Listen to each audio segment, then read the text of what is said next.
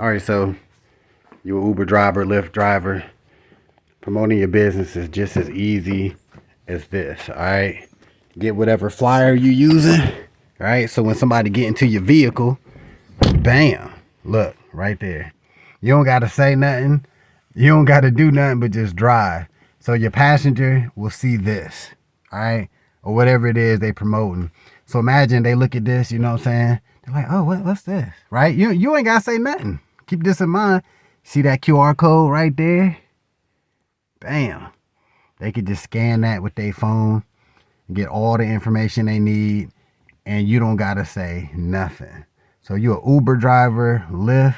If taxi cab drivers still exist, just throw one of these on the back of your headrest. You could put it here, whatever. It don't matter. Just make it visible, right?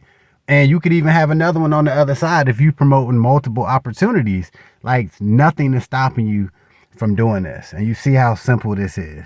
So you want an easy way to earn some extra cash, Uber driver, Lyft drivers, whatever. This is how you can do it. So I just gave you 3 of the best network marketing opportunities that you can promote as an Uber driver. So I got links to each one of these opportunities in the description. So pick the one that you want to earn with.